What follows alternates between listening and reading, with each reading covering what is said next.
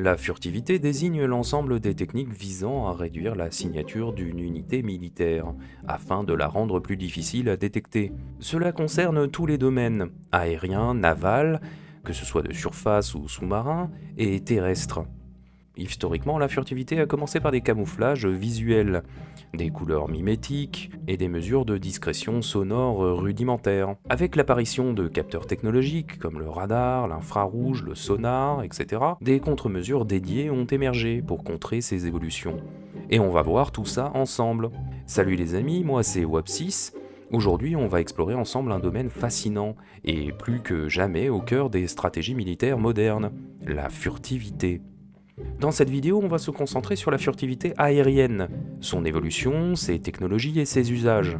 On abordera la furtivité maritime et terrestre dans 2 autres épisodes séparés pour mieux détailler chaque univers sans tout mélanger. On commence tout de suite par les prémices de la dissimulation aérienne. Avant l'ère du radar, la détection d'un avion ne pouvait se faire qu'à l'œil nu ou à l'oreille. La furtivité consistait donc essentiellement à camoufler visuellement l'appareil. Durant la Première et la Seconde Guerre mondiale, on peignait les avions de couleurs appropriées pour les fondre dans leur environnement. Par exemple, un camouflage brun-vert était appliqué sur le dessus des avions opérant au-dessus des zones boisées ou cultivées, du beige sable pour le désert et du gris-bleu sur le fuselage pour se confondre avec le ciel. Les avions de nuit recevaient des peintures sombres et on allongeait les tuyères d'échappement afin de réduire la visibilité des flammes la nuit. Ces mesures amélioraient la discrétion visuelle, de même que voler à haute altitude pour n'apparaître qu'un petit point difficile à repérer.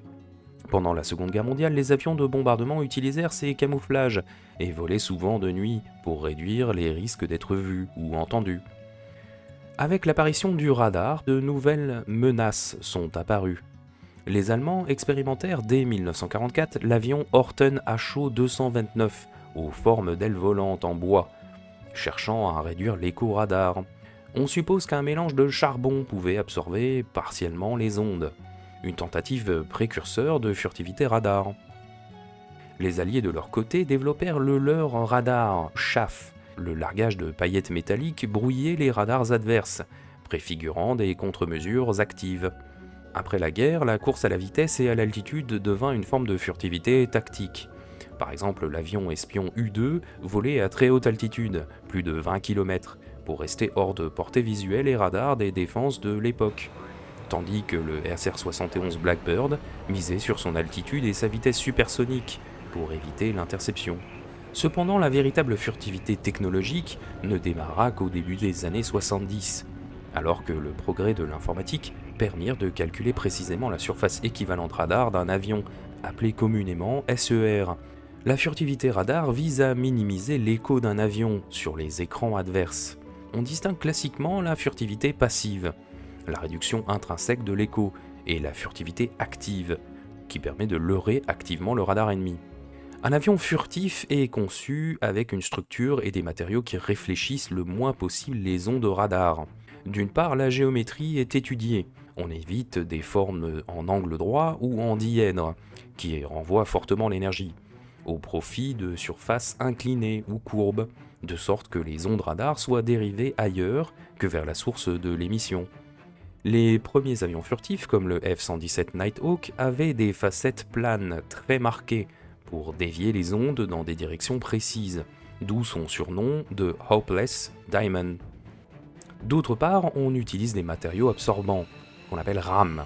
Ces revêtements et peintures, contenant des composés dits électriques ou magnétiques spéciaux, absorbent l'énergie électromagnétique et la convertissent en chaleur. Ces matériaux, souvent à base de ferrite ou de composite, font baisser la signature radar de l'appareil en atténuant l'onde renvoyée. En contrepartie, ils tendent à échauffer la surface, ce qui peut augmenter la signature infrarouge. Les avions combinant formes discrètes et matériaux absorbants comme le F-117, le B-2, le F-22, le F-35, voire le Su-57 russe, ont une SER extrêmement réduite, équivalente à celle d'un petit oiseau ou d'une bille métallique sur les radars. Ils emportent également leur arme en soute interne, pour éviter d'exposer des formes réfléchissantes. Donc pour rester discret, on évite les gros missiles sous les ailes. Dès les années 80-90, les premiers avions de série basés sur ces principes, le F-117 en 83 et le B-2 en 97, ont démontré un avantage tactique décisif, notamment lors de la guerre du Golfe en 91, où le F-117 a pu frapper Bagdad sans être détecté. Depuis, presque tous les aéronefs militaires intègrent des éléments de furtivité, atténuant leur SER autant que possible, sans trop sacrifier l'aérodynamisme ou leur performance. Plutôt que de réduire son écho, on peut agir activement pour leurrer ou saturer le radar adverse. Un appareil de guerre électronique, ou doté de systèmes de contre-mesure, peut émettre des signaux pour tromper le radar qui l'éclaire. Il existe plusieurs techniques. Le leurrage consiste à émettre de fausses cibles, par exemple brouiller la tête chercheuse d'un missile avec un signal modulé. Le brouillage, quant à lui, envoie un bruit radio puissant sur la fréquence du radar ennemi, pour saturer son récepteur et l'aveugler. Plus sophistiqué encore, la suppression active, plus ou moins expérimentale, vise à renvoyer vers le radar un signal identique à celui reçu, mais déphasé d'une demi-longueur d'onde, annulant ainsi l'écho sur l'écran ennemi. Enfin, des recherches portent sur la furtivité plasma, c'est-à-dire d'entourer l'avion d'un champ plasma qui absorbe les ondes radar. Mais ceci reste à l'étude. En pratique, de nombreux avions de combat modernes combinent furtivité passive et active. Par exemple, le Rafale de Dassault utilise le système Spectra, qui intègre un brouillage, leurrage et même des techniques de suppression active, pour réduire sa détectabilité au radar. De même, l'avion de guerre électronique EA-18G Growler peut brouiller activement les radars adverses pour protéger la formation dans laquelle il évolue. Ces moyens actifs rendent l'avion invisible, non pas en effaçant son écho, mais en empêchant son exploitation correcte par l'ennemi. Au-delà de la conception des avions, les pilotes peuvent adopter des profils de vol pour minimiser l'exposition au radar. La furtivité radar tactique désigne le vol à très basse altitude, en rase-motte, permettant de se cacher dans le relief du terrain et sous la ligne de couverture des radars terrestres. Pour exemple, un chasseur-bombardier comme le Rafale, en mission de pénétration, peut voler à quelques dizaines de mètres du sol. C'est le vol tactique, dit vol TAC. Il profite des reliefs et des couches atmosphériques pour passer sous les faisceaux radars, combinant altitude et vitesse. A l'inverse, voler extrêmement haut au-dessus de la portée des radars, ou très vite, sont d'autres moyens d'échapper à la menace. C'était la doctrine du SR-71. En complément, le suivi de terrain automatisé grâce à des ordinateurs de vol aide à maintenir un vol masqué derrière le relief. Ces tactiques, bien que ne relevant pas de la technologie furtive au sens strict, ont historiquement permis à des avions non spécialement furtifs, comme le Mirage 4 nucléaire français ou le Tornado britannique, d'approcher des cibles en évitant la détection radar. L'essor de la furtivité radar a entraîné en retour le développement de radars anti-furtifs. Les défenses modernes explorent des solutions comme les radars multistatiques, plusieurs émetteurs et récepteurs pour couvrir différents angles, ou des radars passifs qui analysent les perturbations d'ondes ambiantes provoquées par le passage d'un objet furtif. Ces systèmes combinés à des processeurs toujours plus puissants et constamment en développement commencent à détecter même des avions furtifs de façon embryonnaire. Ainsi, on estime que la furtivité purement passive, donc la forme et les matériaux absorbants, pourrait être menacée à moyen terme par ces progrès, d'où l'importance d'investir aussi dans l'attaque électronique et d'autres spectres de furtivité pour conserver l'avantage. Les humains ne sont pas capables de voir l'infrarouge, et un aéronef en vol produit énormément de chaleur. La combustion dans le moteur, c'est-à-dire les turboréacteurs ou turbopropulseurs, émet des gaz brûlants, et le frottement de l'air sur la cellule à haute vitesse échauffe également la surface. Cette signature thermique caractéristique est détectable par des capteurs infrarouges et des missiles à guidage thermique. Dès les années 1960, l'apparition de missiles RR à tête chercheuse infrarouge, comme le Sidewinder américain, a poussé les ingénieurs à réfléchir à la réduction de la signature infrarouge des avions. On a donc développé plusieurs techniques pour diminuer le rayonnement infrarouge d'un aéronef. La première, c'est la dilution et le refroidissement des gaz d'échappement. Par exemple, l'hélicoptère de combat Eurocopter Tigre est doté d'un système dilueur déviateur qui mélange de l'air froid au gaz chaud à la sortie des turbines, puis les dirige vers le haut, sous le rotor principal, où ils sont encore dispersés par le souffle. Cette dilution abaisse fortement la température des panaches de fumée émis par l'engin et contribue à la réduction de la signature infrarouge. Sur des avions furtifs comme le F-117, les tuyères d'éjection sont larges et plates pour étaler et refroidir les gaz avant qu'ils ne se mêlent à l'air ambiant. On peut aussi utiliser un blindage thermique et des matériaux spéciaux. Les parties du fuselage les plus chaudes, c'est-à-dire le capot moteur et les sorties, reçoivent des matériaux à faible émissivité, qui rayonnent moins dans l'infrarouge ou dispersent la chaleur plus vite. Des peintures spéciales, faible émission, ont été développées pour accélérer la dissipation thermique de la peau de l'appareil.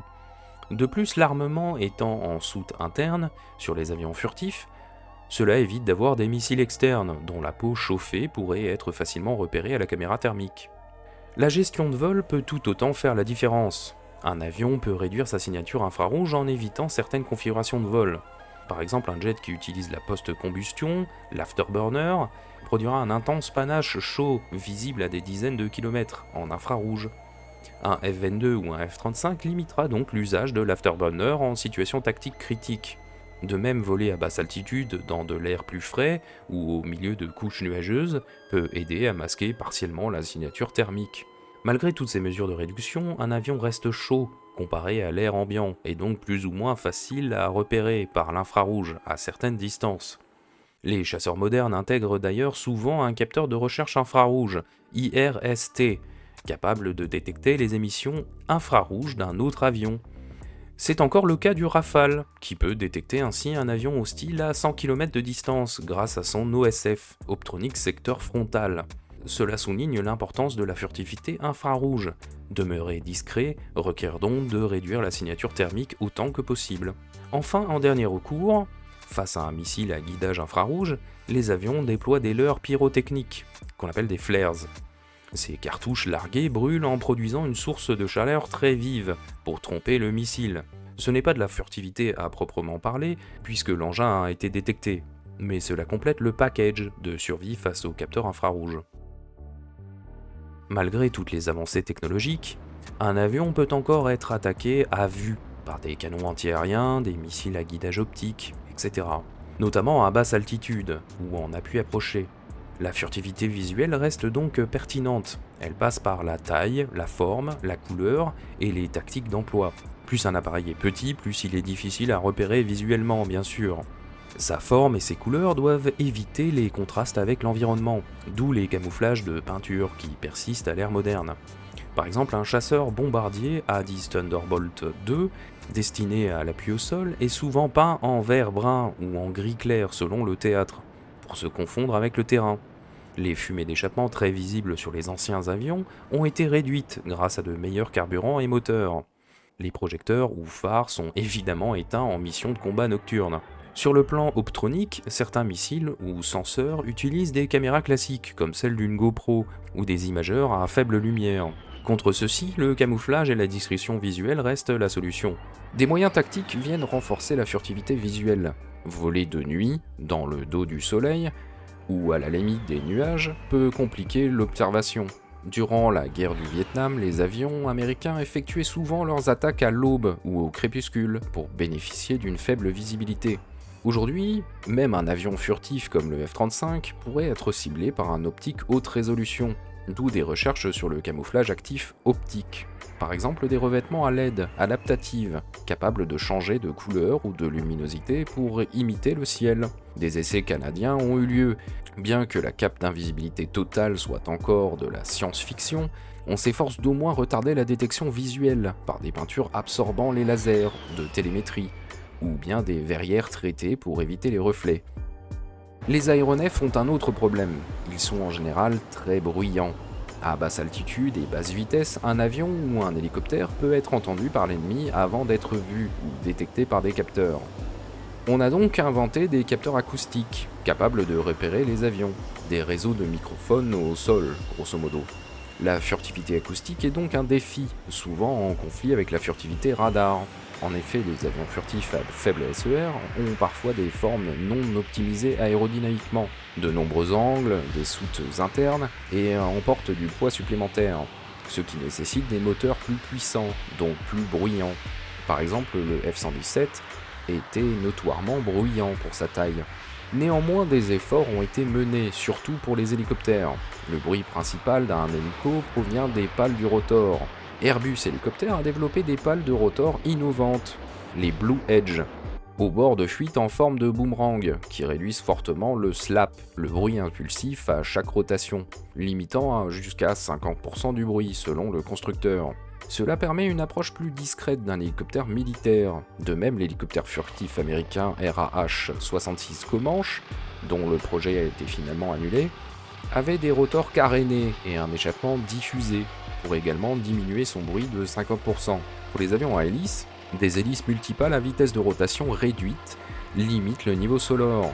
C'est le cas de l'avion de surveillance type Skyraider, modifié pendant la guerre froide.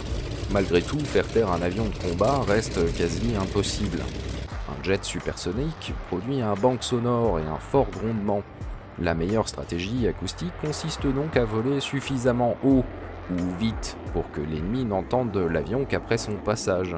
C'est ainsi que le SR-71 ou même les Mirage français à basse altitude profitaient de l'effet de surprise sonore. À Mach 2, l'avion est passé avant que le son n'atteigne l'auditeur. Inversement, un avion subsonique volant bas, comme un hélicoptère, profitera du masque du terrain pour que le bruit soit confiné localement. L'exemple le plus extrême sont les drones légers à motorisation électrique, pouvant être quasi silencieux, constituant une nouvelle forme de menace furtive acoustiquement. En résumé, la discrétion acoustique est un point faible des aéronefs furtifs passifs. C'est pourquoi la plupart misent sur la vitesse et l'altitude, pour ne pas donner à l'ennemi l'occasion de les entendre avant qu'il soit trop tard. Si l'infrarouge et l'acoustique est un problème, les émissions électromagnétiques d'un appareil en sont un autre. Un avion militaire moderne transporte son propre radar, ses radios, transpondeurs et tout un tas d'équipements qui émettent tout un tas d'ondes électromagnétiques. Or, ces émissions peuvent évidemment trahir sa présence. Un adversaire équipé d'un détecteur RWR, Radar Warning Receiver, peut capter l'onde radar émise par l'avion. La furtivité électromagnétique consiste donc à minimiser ou discrétiser les émissions actives de l'aéronef. On compte principalement 4 techniques ou technologies permettant de réaliser cette prouesse. La première étant le radar discret. Il s'agit de radars spécialement conçus pour être difficiles à détecter. Par exemple, le radar du F-22 Raptor, le APG-77, change de fréquence plus de 1000 fois par seconde de manière pseudo-aléatoire, en répartissant son énergie sur un spectre large et variable. Il réduit les chances qu'un récepteur ennemi détecte un signal cohérent. De plus, sa forme d'onde est modulée pour ressembler à un bruit de fond. Ces radars LPI permettent à l'avion d'éclairer l'ennemi tout en passant inaperçu un certain temps.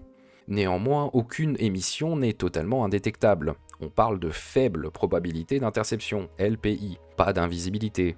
Et le pilote prudent limitera l'usage de son radar, même à faible probabilité d'interception, en territoire contesté ou en situation tactique. Le deuxième, c'est l'usage de capteurs passifs. Un avion furtif va privilégier l'usage de capteurs n'émettant rien. Les systèmes de recherche infrarouge en sont un bon exemple. Le Rafale possède ainsi un capteur infrarouge frontal, lui permettant de repérer un avion par sa chaleur sans aucune émission active. La portée est moindre que le radar, mais l'avantage est de ne pas se dévoiler. De même, les avions peuvent recevoir des données d'autres capteurs, via des liaisons de données plus ou moins discrètes, plutôt que d'allumer leur propre radar. Ils peuvent aussi totalement arrêter les émissions. C'est ce qu'on appelle l'EMCON, l'émission contrôlée. Les pilotes de missions sensibles appliquent souvent le silence radio et radar complet, purement et simplement. Ils éteignent les transmetteurs, n'émettent pas de signaux d'identification, amis ou ennemis, etc. Par exemple, lors de la première nuit de guerre en Irak en 91, les F-117 furtifs volaient radio éteinte, guidés par les AWACS, pour coordonner leur trajectoire. On peut aussi déléguer les missions à un autre appareil, un avion radar, plus loin, en veille, qui transmettra l'image de la situation via datalink. Ainsi, le chasseur reste muet, et sa furtivité n'est pas compromise par des missions actives. Et le dernier, c'est les communications furtives. Et au bout d'un moment, il faut communiquer. Et quand il faut communiquer, les avions furtifs utilisent des systèmes point à point, directionnels et cryptés. difficilement détectables. Le F-35 Lightning II, par exemple, dispose d'une liaison MADL entre appareils furtifs, en faisceau étroit, pour échanger des données sans qu'un ennemi intercepte aisément le signal. Le F-22 Raptor, pendant longtemps, ne communiquait qu'avec uniquement d'autres F-22, sélectionnant soigneusement les destinataires des messages qu'il envoyait. En somme, l'équipage doit gérer en permanence ses émissions pour ne pas fournir sur un plateau sa position. Cette discipline s'applique aussi aux forces terrestres et navales, comme on le verra plus tard. Mais elle est cruciale en air car la moindre impulsion radar non maîtrisée peut être captée à très longue distance. L'introduction de la furtivité aérienne a profondément influencé les doctrines militaires. Un avion furtif comme le F-117 a permis d'ouvrir le bal d'une campagne aérienne en frappant sans alerte préalable les radars et centres névralgiques ennemis. Ainsi, lors de l'opération Desert Storm en 91, les F-117 ont neutralisé dès les premières heures le réseau radar irakien, créant des couloirs sûrs pour les avions conventionnels. La doctrine du First Look, First Shoot, First Kill résume l'avantage offert. On voit l'ennemi avant d'être vu, on tire le premier et on abat la menace sans riposte. Royal. Les chasseurs de 5e génération, comme le F-22 ou le F-35, sont conçus autour de ce principe. Ils allient furtivité plus capteur avancé pour dominer l'espace aérien. Cependant, la furtivité n'est pas une panacée universelle. Elle comporte des compromis et coûts. Techniquement, un avion furtif est souvent moins aérodynamique, pénalisant manœuvrabilité, et en plus d'être complexe à mettre en place, elle nécessite un entretien poussé. Les revêtements rames sont fragiles, doivent être régulièrement réparés, et supportent mal les intempéries. Financièrement, la furtivité coûte très cher en développement et production. Le B-2 Spirit a coûté plus de 2 milliards de dollars pièce. Le projet d'hélicoptère furtif Comanche a dû être abandonné en 2004, en grande partie à cause de l'explosion des coûts. De plus, la furtivité peut devenir rapidement obsolète face à des senseurs en constante amélioration. On parle de nos jours par exemple de radars quantiques, dont on parlera peut-être plus tard, quand on aura un peu plus d'infos. Les doctrines modernes intègrent donc la furtivité comme un atout parmi tant d'autres. Elle retarde la détection pour frapper en premier, mais doit être complétée par l'attaque électronique ou la destruction de défense. Concrètement, la furtivité aérienne a ouvert un nouveau chapitre de la guerre aérienne, celui de la dissimulation, qui continue d'évoluer dans un jeu du chat et de la souris technologique, encore aujourd'hui. Cette vidéo sur la furtivité aérienne est à présent terminée. Nous verrons dans la vidéo suivante la furtivité en mer. N'hésitez pas à me dire en commentaire si vous avez apprécié cette vidéo et le cas échéant, abonnez-vous pour soutenir la chaîne et mes recherches. Prenez soin de vous et rentrez pas dans mon champ de détection, sinon je vous dégomme, hein. Vous êtes prévenus.